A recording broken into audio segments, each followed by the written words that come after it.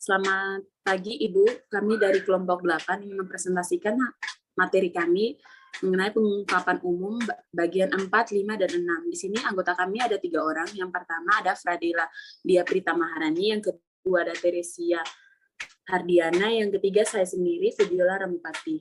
Kami akan masuk dalam materi kami. Yang pertama itu pengungkapan umum yang bagi tata kelola yang bagian 4. Next. Pengungkapan umum bagian 10229 mengidentifikasi dan mengelola dampak ekonomi, lingkungan, dan sosial. Di sini untuk mengidentifikasi dampak ekonomi, lingkungan, dan sosial ada 2 cara. Yang pertama, organisasi pelopor harus melaporkan informasi. Yang pertama, peran badan tata kelola tertinggi dalam mengidentifikasi dan mengelola topik ekonomi, lingkungan, dan sosial, serta dampak risiko dan peluangnya, termasuk perannya dalam pelaksanaan proses uji tuntas. Yang kedua, apakah konsultasi pemangku kepentingan digunakan untuk mendukung identifikasi badan tata kelola tertinggi dan manajemen topik ekonomi, lingkungan, sosial, serta dampak risiko dan peluangnya. Next. Pengungkapan 10230, keefektifan proses manajemen risiko. Di sini penerapan manajemen risiko melibatkan direksi dan dewan komisaris. Nah, untuk pengelolaan risiko itu didukung oleh fungsi-fungsi pelaksanaan manajemen, yakni manajemen risiko, manajemen lini, dan internal audit. Pengelolaan yang diawasi dewan komisaris dibantu oleh komite mitigasi risiko. Secara berkala, direksi dan dewan komisaris melakukan pertemuan atau rapat diantaranya membahas mengenai pengelolaan risiko. Nah, dengan demikian pengelolaan risiko dipastikan jalan dengan sangat efektif dan mampu menghindari perseroan yang mengakibatkan berbagai kerugian.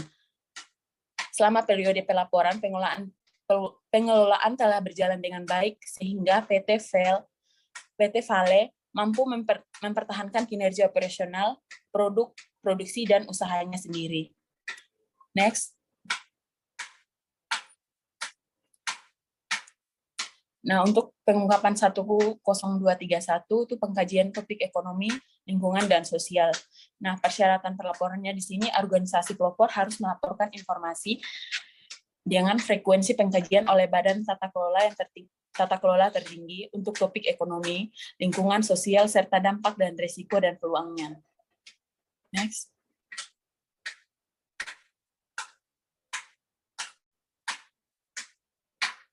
Nah, untuk upaya pencegahannya sendiri dilakukan secara hati-hati untuk menghindari konflik di warga. Nah, melalui pendekatan untuk itu dilakukan pendekatan intensif selama periode pelaporan PT Vale dan melakukan untuk pencegahan dan alternatif solusi dan untuk meminimalkan penambahan lahan, yaitu melakukan pengawasan secara intensif dengan melakukan patroli dan membentuk tim gabungan pengamanan hutan bersama para pemangku kepentingan lainnya, termasuk melaporkan tindakan perambahan hutan kepada pihak kepolisian. Next. Nah, untuk pengungkapan 10232 untuk peran badan tata kelola tertinggi bisa dilihat sendiri. Di sini yang pertama ada aspek-aspek, kategorinya di sini ada aspek-aspek. Nah, untuk bagian ekonomi itu ada kinerja ekonomi, keberadaan di pasar, dampak ekonomi tidak langsung, dan praktik pengadaan. Untuk lingkungannya sendiri itu ada bahan, energi, air, keanekaragaman hayati, emisi, effluent dan limbah, produk dan jasa, kepatuhan, transportasi, lain-lain, atau asesmen pemasok atas lingkungan, mekanisme pengaduan masalah lingkungan. Next. Untuk pengungkapan 10233 itu mengkomunikasikan hal-hal kritis. Nah, untuk lingkup internal, perseroan memiliki gembawal atau yakni aktivitas pengumpulan fakta langsung untuk perbaikan. Nah, yang kedua untuk sesuai dengan bidang tugas dan tanggung jawab masing-masing anggota direksi bertemu dengan pemangku kepentingan lain tertentu untuk membahas hal-hal yang berkaitan dengan pelaksanaan kebijakan keberlanjutan perseroan sendiri. Lanjut. Untuk pengungkapan 10234 sifat dan jumlah total hal-hal kritis. Nah, sesuai dengan bidang dan tugas dan tanggung jawab masing-masing, anggota direksi bertemu dengan pemangku kepentingan tertentu untuk membahas hal-hal yang berkaitan dengan pelaksanaan kebijakan keberlanjutan perseroan. Next.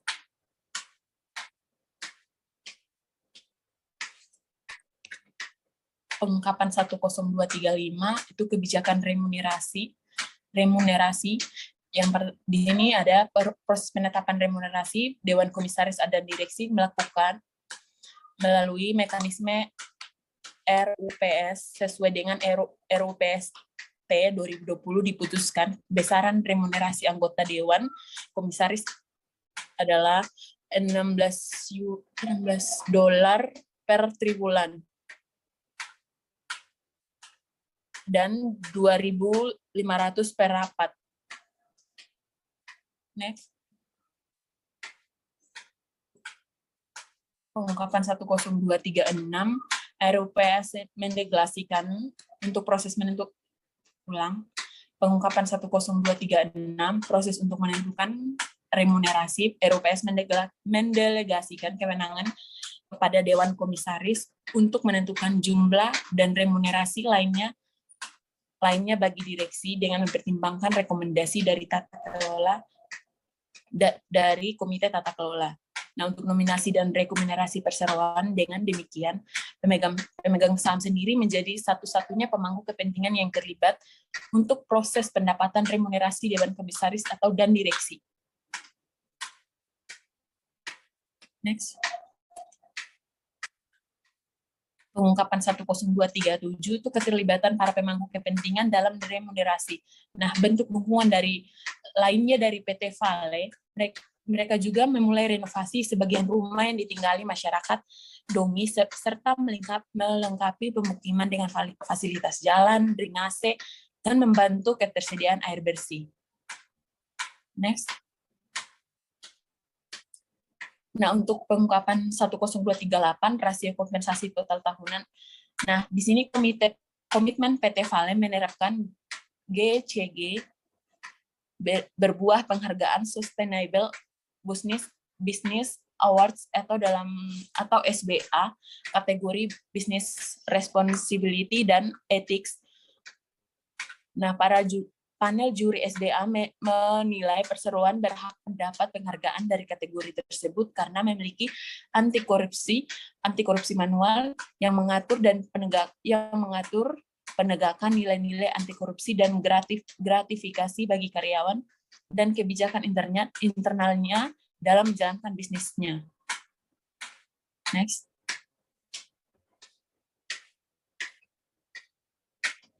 Untuk pengungkapan 10239 itu presentasi kenaikan dalam total rasio kompensasi total tahunan.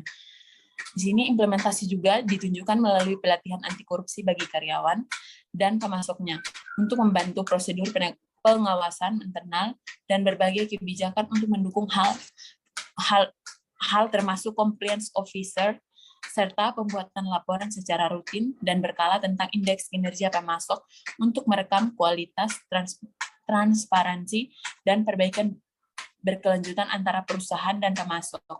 Nah, hal-hal tersebut dinilai sebagai bentuk dukungan, sebagai bentuk implementasi aspek atau TPB dan tata kelola perusahaan yang baik. Next. Berikut akan dijelaskan oleh teman saya. Nah, saya Teresia Diana Wulandari dengan NIM 1923141021. Di sini saya akan melanjutkan pembahasan kita pada bagian 5, yaitu terkait keterlibatan para pemangku kepentingan. Seperti yang kita tahu, para pemangku kepentingan pada GRI 101 dijelaskan bahwa Pemangku kepentingan memiliki artian mereka orang-orang, baik kelompok ataupun individu, yang kehadirannya dapat mempengaruhi atau dipengaruhi oleh suatu kegiatan dari organisasi pelapor tersebut. Di sini topik-topik yang kita bahas ada 5, di antaranya ada daftar kelompok para pemangku, ada perjanjian perundingan kolektif, ada mengidentifikasi dan memilih para pemangku kepentingan, ada terkait pendekatan untuk keterlibatan para pemangku kepentingan, dan yang terakhir mengenai topik utama dan hal-hal yang diajukan oleh para pemangku kepentingan. Pada pengungkapan 10240, di sini kita akan membahas daftar kelompok para pemangku kepentingan. Para organisasi pelapor harus melaporkan daftar para pelaku atau kelompok pemangku kepentingan. Nah, pemangku kepentingan ini siapa saja? Pemangku kepentingan ini bisa dari masyarakat, dari karyawan, investor, pemerintah, ataupun pelanggan, dan juga masyarakat lokal yang ada di sana. Pada penjelasan dari PT Vale, dalam SR-nya PT Vale memberikan daftar pemangku kepentingan, seperti yang ada di layar teman-teman semua. Di situ dijelaskan bahwa para pemangku kepentingan atau yang terlibat dalam suatu kegiatan organisasi PT Vale ini ada di antaranya karyawan, pemimpin, kontraktor, ada dari komunitas, dari pemerintah juga, ada dari TNI atau Polri, ada dari investor, pelanggan, pengamat, dan juga masyarakat lokal yang ada di sana. Selanjutnya, kita akan membahas tentang perjanjian perundingan kolektif. Sebenarnya, apa itu perjanjian kolektif? Perjanjian kolektif adalah suatu kewajiban yang telah disepakati oleh organisasi. Artinya, perjanjian kolektif ini merupakan kesepakatan antara organisasi dengan organisasi, atau organisasi dengan individu, dan juga organisasi dengan seluruh para pemangku kepentingannya. Hal yang perlu digarisbawahi dalam persyaratan pelaporan pada perjanjian kolektif ini adalah bahwa organisasi pelapor harus melaporkan informasinya terkait persentase total karyawan yang dicakup dalam perjanjian perundingan kolektif. Dengan ini, perjanjian perundingan kolektif ini berkaitan dengan daftar kelompok atau daftar karyawan yang ada dalam suatu organisasi tersebut. Nah, pada PT Vale ini bukan hanya karyawan bergender laki-laki saja yang bekerja di sana, tetapi ada juga gender wanita dan juga kaum difabel, sehingga PT Vale menjunjung tinggi keanekaragaman gender dan juga inklusi, serta kesetaraan pada setiap gender. Dan perjanjian yang ada, yang termuat dalam SR dari PT Vale, ada 5 poin penting yang menjadi acuan atau komitmen perusahaan dengan para karyawan ataupun para pemangku yang ada di sana. Yaitu diantaranya menciptakan lingkungan yang menghormati keistimewaan. Yang kedua adalah membangun lingkungan yang aman dan sehat, di mana semua orang bebas untuk menyampaikan pendapat atau idenya.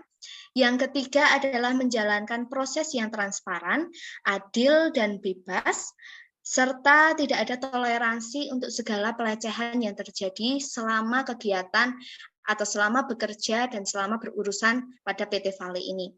Dan yang terakhir, membuka dialog dan meningkatkan kesadaran akan keberagaman.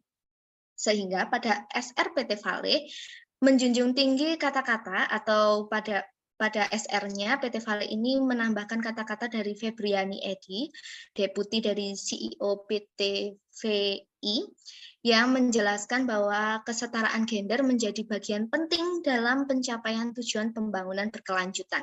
Kesetaraan ini perlu dilakukan untuk membuka sebanyak-banyaknya mungkin peluang, mengeluarkan potensi dari setiap individu, dan menumbuhkan generasi penerus yang punya perspektif dari kesetaraan ini. Yang selanjutnya adalah terkait mengidentifikasi dan memilih para pemangku kepentingan. Pada bagian ini Diharapkan organisasi pelapor dapat memberikan bagaimana mereka dapat memilih para pemangku kepentingannya. Mereka juga diharapkan dapat mengelompokkan baik itu dari pihak yang terlibat maupun tidak, ataupun pengelompokan yang lainnya. Pada SRPT Vale ini, dikatakan dalam ringkasan tersebut, PT Vale memberikan pengelompokan atau melakukan pengelompokan pada para pemangku kepentingannya, baik pada kelompok maupun individu, dan diantaranya adalah pengelompokan yang dibuat adalah sesuai dengan keberadaannya atau dari pihak internal dan juga pihak eksternal. Sehingga kami mengelompokkan para pemangku kepentingan sesuai dengan apa yang dikatakan di SR PT Vale, yang mengatakan bahwa ada pemangku kepentingan internal, yaitu berisikan karyawan, pemimpin, dan juga kontraktor. Ada pemangku kepentingan eksternal yang berisikan dari pihak-pihak luar, yaitu komunitas, pemerintah, atau TNI Polri, investor, pelanggan, dan juga dari pengamat dan sektor lainnya. Yang selanjutnya ada terkait pendekatan untuk terlibat pemangku kepentingan. Di sini organisasi pelapor harus melaporkan informasi terkait pendekatan organisasi untuk melibatkan pemangku kepentingannya, termasuk frekuensi keterlibatan pada kelompok pemangku kepentingan. Contohnya ada di layar teman-teman semua. Pada layar tersebut terdapat daftar pemangku kepentingan, pendekatan, dan juga pembahasannya. Nah, ini contohnya adalah terkait pemangku kepentingan karyawan. Topik pembahasan mereka adalah pandemi COVID-19. Pendekatan yang diambil oleh PT Vale sendiri yaitu pendekatan tentang penerapan protokol kesehatan pada seluruh kegiatan perusahaan, serta frekuensinya dilakukan selama masa pandemi COVID-19. Atau contoh lain, dari topik permasalahan atau pembahasan terkait volatilitas harga nikel dunia. Pendekatan atau solusi yang diambil dari PT Vale yaitu dengan biaya produksi yang kompetitif. Dan frekuensi pendekatannya atau waktu pendekatannya dilakukan dengan penyusunan rencana kerja dan juga anggaran perusahaan dan sosialisasi yang dilaksanakan sesuai dengan kebutuhan untuk menjawab topik pembahasan tersebut. Atau contoh lain, pada topik pembahasan mengenai efisiensi, inovasi, dan juga produktivitas berkelanjutan. Di sini pendekatan yang diambil dari PT Vale yaitu dengan meningkatkan produksi dan penjualan nikel dalam Malte. Frekuensi yang diambil adalah dengan melakukan evaluasi dan juga pelaporan pada setiap triwulan atau per semester ataupun per tahunan. Selanjutnya, bahasan mengenai pengungkapan topik utama dan hal-hal yang diajukan oleh para pemangku kepentingan. Di sini, para pemangku kepentingan bisa menyampaikan atau menyalurkan aspirasinya kepada PT Vale untuk kemajuan PT Vale sendiri. Nah, contohnya ini ada uraian terkait laporan yang diterima oleh PT Vale. Laporan yang diterima oleh PT Vale ini diklasifikasikan menjadi 3 bagian. Ada terkait jumlah laporan yang diterima, presentase laporan valid, dan juga jumlah laporan diterima per ribuan karyawan.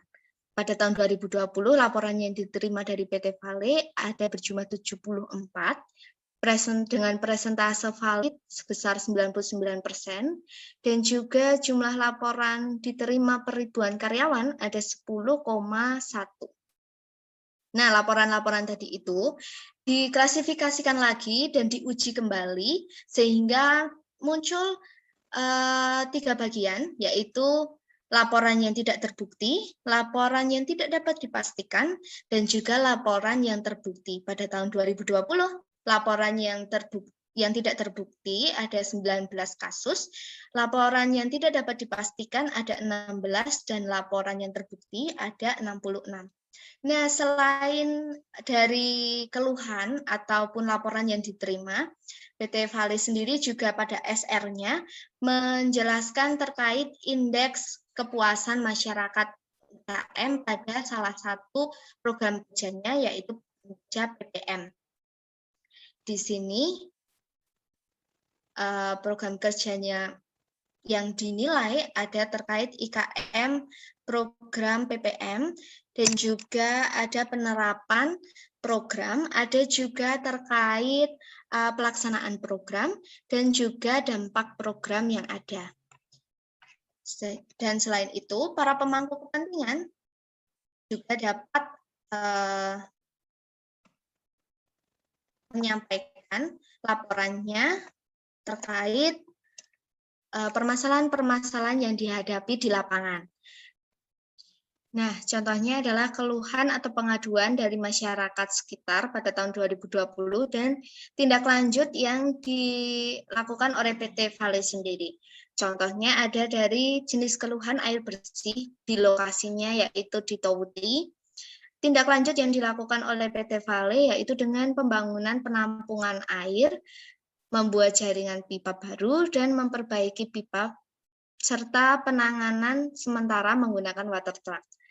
Ada juga permasalahan mengenai TPA Asuli, sama-sama di Towuti.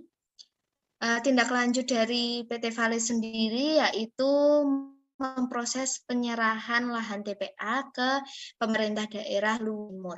Selain itu, selain dari masyarakat, para pemangku kepentingan juga dapat menyampaikan topik-topik permasalahan yang perlu dievaluasi oleh PT Vale.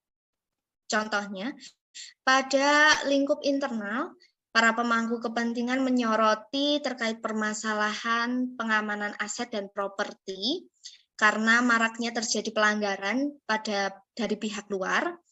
Ada juga permasalahan mengenai penilaian kerja dan juga benefit yang didapat oleh para karyawannya, serta ada permasalahan terkait perpanjangan kontrak kerja perusahaan kontraktor yang seringkali kerap terlambat diperpanjang, dan itu terjadi selama berulang-ulang. Sehingga PT Vale sendiri memberikan solusi dengan cara yaitu sesuai bidang masing-masing direksi, mereka berbicara langsung kepada para pemangku kepentingan yang memiliki masalah dan mencari jalan keluar bersama. Selanjutnya akan dijelaskan oleh teman saya. Nah, laporan keuangan konsolidasian ini merupakan sebuah laporan dari yang menyajikan mengenai posisi keuangan suatu perusahaan ataupun organisasi ataupun perseroan dengan beberapa anak perusahaan mereka, yang dimana laporan keuangan ini seakan-akan akan menunjukkan sebuah laporan keuangan dari satu perusahaan saja. Nah, lalu apa perbedaan dari laporan keuangan biasa dan juga laporan keuangan konsolidasian ini? Nah, dalam laporan konsolidasian ini, laporan keuangan beberapa institusi itu akan dijadikan satu dengan menjumlahkan beberapa akun-akun yang sama seperti itu. Nah, seperti contohnya adalah akun aset, kemudian kewajiban, kemudian ada ekuitas, kemudian ada pendapatan, dan juga beban-beban dari perusahaan. Nah, kita akan langsung saja melihat pada laporan keuangan konsolidasian dari PT Vale ini. Next. Nah, baik. Dalam sebuah laporan keuangan konsolidasian itu pasti akan menunjukkan beberapa informasi. Yang pertama adalah judul. Nah, di dalam judul ini terdapat dari nama perusahaan, kemudian dari judul laporan keuangannya, yaitu laporan keuangan konsolidasian, kemudian juga ada tahun laporan. Nah, di sini tahun laporannya tertulis 31 Desember 2020 dan 2019. Nah, selain itu kemudian ada ada juga daftar isi atau daftar konten dari laporan keuangan konsolidasian ini. Nah, yang pertama adalah surat pernyataan pertanggungjawaban direksi, kemudian ada laporan auditor independen, dan kemudian juga ada laporan keuangan konsolidasian untuk tahun yang berakhir pada 31 Desember 2020 dan 2019. Nah, dalam laporan keuangan konsolidasian tersebut, ada beberapa laporan yang menjadi bagian laporan tersebut, yaitu ada laporan keuangan konsolidasian, kemudian ada laporan laba rugi konsolidasian, kemudian ada laporan ekuitas konsolidasian, laporan arus kas konsolidasian, dan juga yang terakhir dalam sebuah laporan keuangan konsolidasian itu biasanya ada sebuah catatan khusus dari laporan konsolidasian tersebut. Nah, catatan khusus ini itu apa sih? Nah, setelah saya baca dan juga pelajari, catatan khusus ini merupakan catatan yang meng-highlight mengenai poin-poin penting dalam laporan keuangan konsolidasian itu. Yang gunanya adalah untuk memberikan catatan, misalkan ada kekurangan, ataupun mempermudah bagi pengguna laporan ataupun pengguna informasi untuk memahami dari laporan keuangan konsolidasian itu tersebut. Nah, mungkin bisa next step. Nah, di sini ada contoh ataupun cuplikan mengenai surat pernyataan pertanggungjawaban dari direksi. Nah, seperti ini bentuknya. Ada tanda tangan dan juga klaim-klaim dari direksi itu tersebut. Ada beberapa klaim, di sini ada 3 poin. Nah, kemudian bisa next.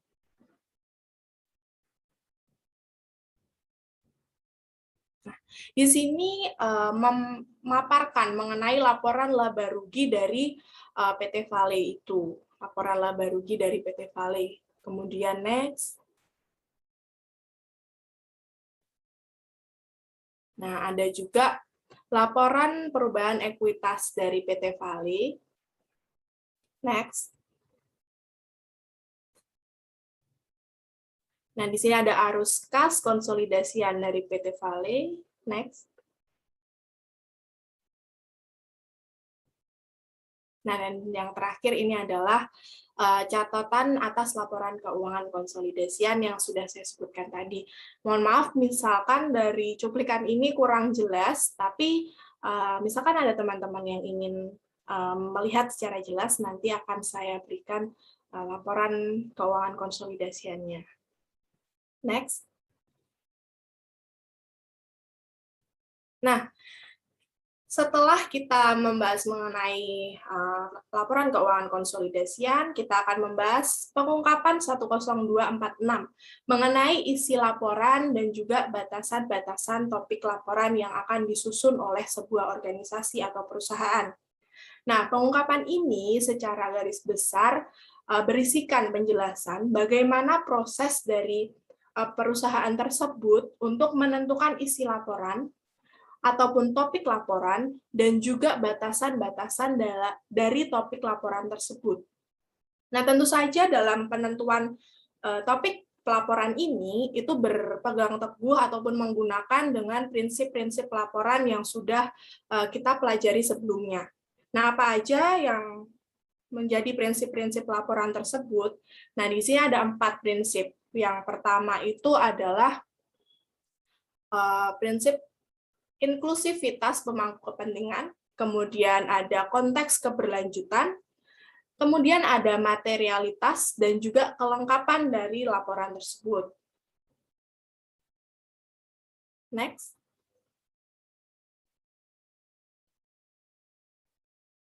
Nah, di sini Pak, dalam slide selanjutnya ini pada gambar bagian kiri, ini merupakan alur dari PT Vale untuk menentukan topik dan juga batasan-batasan yang akan dijadikan laporan. Nah, dalam alur penentuan topik ini, PT Vale menggunakan 4 langkah ataupun 4 alur. Yang pertama adalah identifikasi. Nah, di mana identifikasi ini menetapkan beberapa acuan yang akan digunakan, yaitu acuan pertama, mereka menggunakan Peraturan Otoritas Jasa Keuangan atau bisa disingkat POJK nomor 51/POJK 03/tahun 2019. Yang kedua, acuan yang digunakan PT Vale adalah standar GRI. Kemudian yang ketiga adalah Sustainability Accounting Standard Board atau SASB. Nah, alur kedua yang dilakukan PT Vale setelah melakukan identifikasi menggunakan 3 acuan tadi, mereka melakukan sebuah penentuan prioritas. Jadi, organisasi harus menentukan prioritas yang akan mereka gunakan sebagai topik dari laporan keberlanjutan mereka. Nah, di mana prioritas ini akan ditentukan dengan melakukan diskusi internal dengan tim komunikasi dari perusahaan PT Vale itu sendiri. Nah, kemudian setelah melakukan identifikasi dan juga penentuan prioritas, PT Vale akan melangsungkan sebuah validasi. Nah, di mana validasi atau persetujuan ini akan prioritas-prioritas topik material ini akan dilakukan oleh Board of Director. Nah, seperti yang kita tahu, Board of Director ini dalam suatu organisasi merupakan kedudukan tertinggi. Jadi, dia akan menentukan topik-topik material yang akan ditentukan, yang akan digunakan dalam laporan keberlanjutan dari perusahaan mereka, seperti itu. Dan yang terakhir, dalam melakukan review atau kajian ulang. Jadi, setelah melakukan identifikasi, kemudian melakukan penentuan prioritas, kemudian validasi, mereka juga melakukan sebuah review. Review ini biasanya dilakukan dengan menggunakan laporan-laporan keberlanjutan yang sudah mereka susun sebelumnya. Nah, selain dengan menggunakan laporan-laporan yang sebelumnya, keempat proses ini dapat dilakukan dengan mengikuti ajang pelaporan tingkat nasional maupun global. Nah, hal ini dilakukan untuk apa? Untuk mendapatkan input ataupun perbaikan dari pihak lain, masukan ataupun saran dari pihak lain, seperti itu. Dan selanjutnya, yang terakhir, adalah penyesuaian pada konteks keberlanjutan. Seperti yang kita tahu, Sustainability Report ini garis bawahi tentang suatu keberlanjutan dari kegiatan usaha yang dilakukan oleh perusahaan itu. Jadi kita harus memperhatikan tentang konteks keberlanjutan dari organisasi yang kita lakukan. Nah, mungkin bisa next slide, Ted. Nah, yang berikutnya adalah pengungkapan 10247. Nah, di sini kita akan membahas mengenai daftar topik material tadi. Nah, topik material yang dimaksud di sini adalah topik-topik yang sudah ditetapkan untuk dimasukkan dalam laporan dengan menggunakan prinsip yang ada 2 prinsip di sini. Yang pertama adalah inklusivitas pemangku kepentingan dan juga materialitas. Nah, seperti yang sudah kita ketahui tadi, topik material ini sudah divalidasi oleh BOD atau Board of Director. Nah, mungkin kita bisa back ke slide sebelumnya.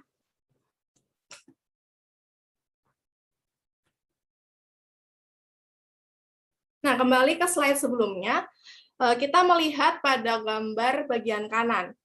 Di sini PT Vale menentukan beberapa topik material yang akan mereka jadikan sebagai topik-topik yang dibahas dalam laporan keberlanjutan mereka. Yang pertama adalah kesehatan dan kesejahteraan, kemudian kinerja ekonomi, kemudian ada emisi dan energi, dan kemudian ada komunitas lokal, dan yang terakhir adalah rehabilitas pasca tambang. Nah, seperti yang kita ketahui, PT Vale ini bergerak dalam sektor pertambangan nikel, maka mereka sangat membutuhkan memutuskan untuk menggunakan topik-topik sebagai berikut, di mana kesehatan dan keselamatan kerja itu sangat diperlukan, karena dalam pertambangan ataupun juga kegiatan pertambangan, itu sangat memiliki resiko yang sangat tinggi. Oleh karena itu, PT Vale menggunakan topik material kesehatan dan keselamatan dan juga rehabilitas pasca pertambangan, di mana tentunya setelah pertambangan ini akan memberikan dampak kepada lingkungan, maka PT Vale juga harus mempertanggungjawabkan atas kegiatan produksi mereka tersebut. Nah, mungkin bisa next slide there. Next lagi.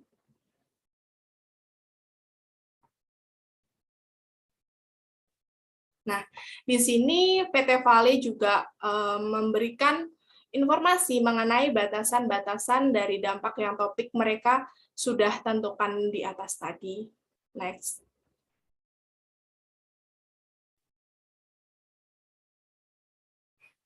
Oke, yang selanjutnya adalah pengungkapan 10248.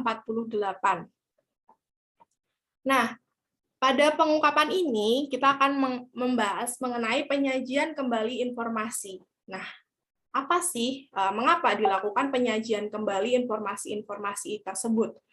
Nah, pengungkapan ini menyajikan informasi mengenai pengaruh dari setiap informasi yang diberikan dalam periode sebelumnya dan alasan yang jelas mengapa mereka mengalami perubahan.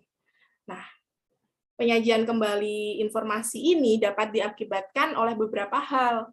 Yang pertama adalah merger ataupun akuisisi, kemudian yang kedua ada perubahan tahun dasar periode dari laporan tersebut, kemudian ada sifat-sifat bisnis yang berubah ataupun metode pengukuran yang berubah. Nah, sebagai contoh, kita bisa next slide.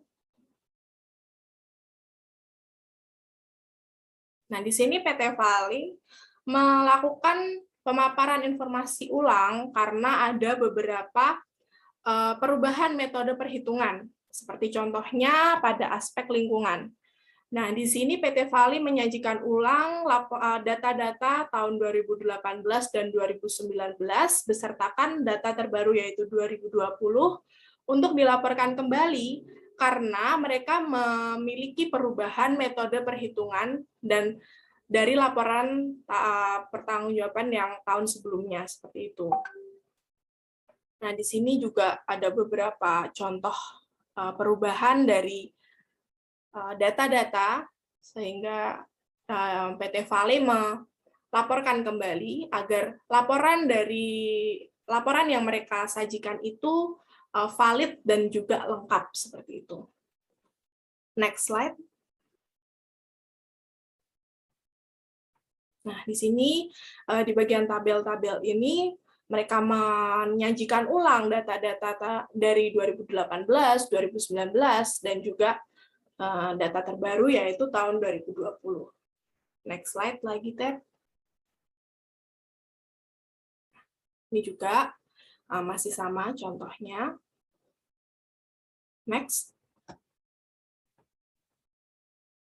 Baik, kita akan berganti topik, yaitu pengungkapan 10249. Nah, di sini kita akan membahas mengenai perubahan dalam pelaporan.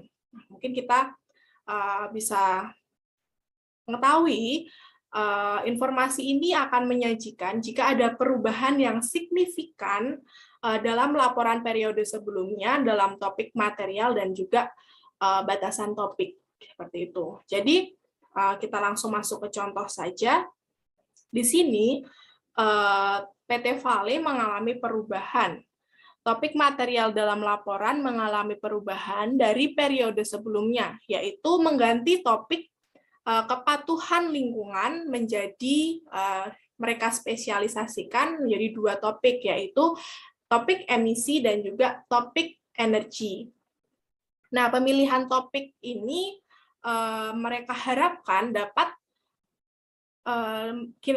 memperbaiki kinerja organisasi dan juga kinerja mereka dapat dipantau secara maksimal karena telah dilakukan spesialisasi, yaitu di bagian energi dan juga emisi, seperti itu. Mungkin bisa next slide. Nah, mengenai periode pelaporan.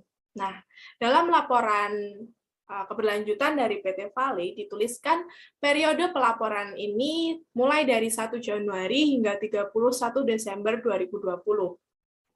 Nah, kemudian selanjutnya adalah pengungkapan 10251 mengenai tanggal laporan terbaru. Nah, organisasi pelapor harus memberikan informasi mengenai tanggal dari pelaporan yang mereka lakukan. Nah, dalam laporan PT Vale disampaikan bahwa laporan periode sebelumnya diterbitkan pada 30 Juni tahun 2020. Nah, yang berikutnya adalah pengungkapan 10252, yaitu tentang siklus pelaporan. Nah, setiap organisasi itu memiliki siklus pelaporan yang berbeda-beda. Nah, pada contoh PT Vale, mereka melakukan pelaporan itu setiap tahun. Tetapi ada juga organisasi ataupun perusahaan yang melakukan pelaporan 2 tahunan, seperti itu. Ya, next step. Nah, yang berikutnya adalah pengungkapan 10253. Nah, di sini pada suatu laporan itu pasti ada juga pengguna informasi dari laporan tersebut itu tuh kurang paham mengenai poin-poin dalam sebuah laporan. Nah, maka dari itu standar GRI menentukan untuk memberikan kontak untuk pertanyaan mengenai laporan yang sudah disusun oleh sebuah organisasi. Untuk apa? Gunanya untuk, misalkan ada pengguna informasi yang membutuhkan sebuah jawaban dari pertanyaan mereka, mereka dapat menanyakan langsung kepada pihak yang sudah ditunjuk oleh organisasi tersebut untuk melayani pertanyaan-pertanyaan dari pengguna informasi dari laporan yang mereka telah buat, seperti itu. Nah, di sini PT Vale memberikan kontak itu secara lengkap, mulai dari nama dari kontak yang bisa dihubungi, kemudian jabatan dari pelapor tersebut, kemudian juga ada ini mengenai nomor telepon dan juga fax mail. Kemudian mungkin bisa next slide.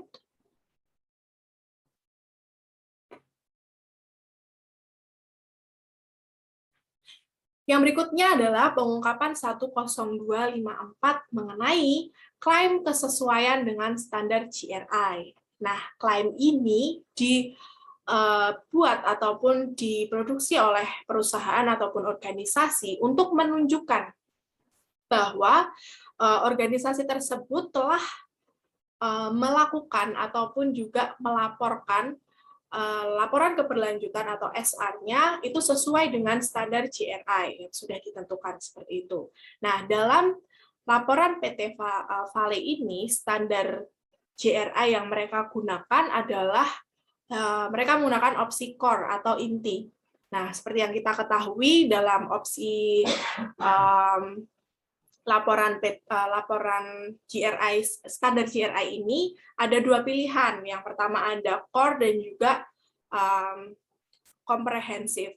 Nah, namun PT Vale ini mengklaim dirinya menggunakan opsi core atau inti.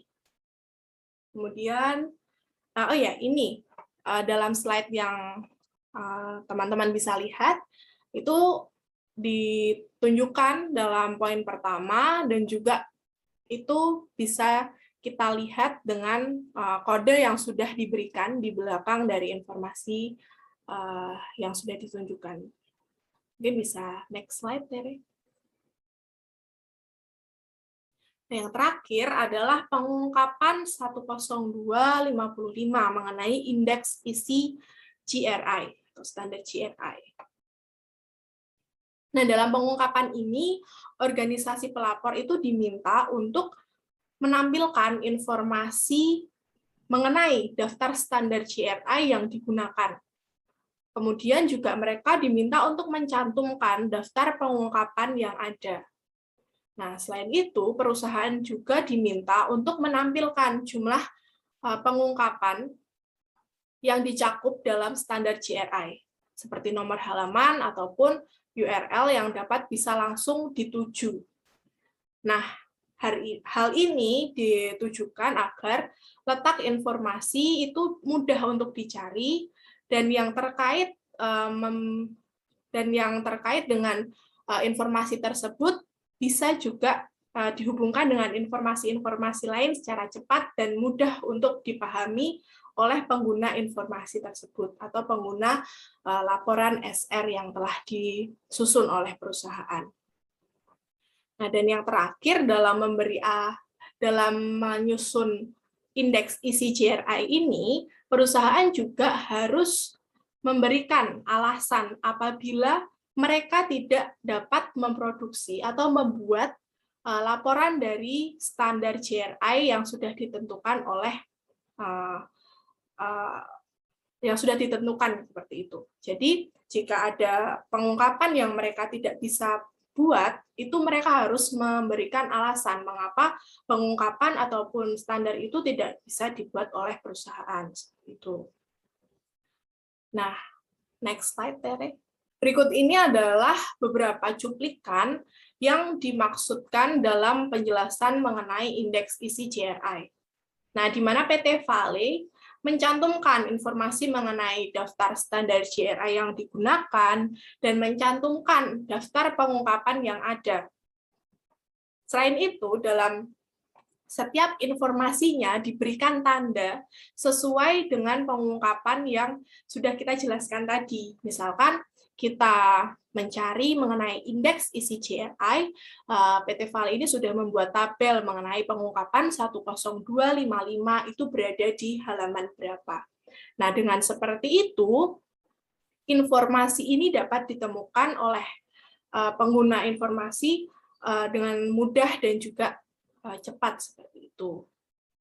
Nah, mungkin baik, demikian presentasi dari kelompok 8. Saya mewakili kelompok, mohon maaf jika masih banyak kekurangan dan kesalahan dalam pemaparan materi kami. Dan terima kasih untuk Ibu Nini dan juga teman-teman semua yang sudah menyimak materi kami dari awal hingga akhir. Dan mungkin saya akhiri dan terima kasih.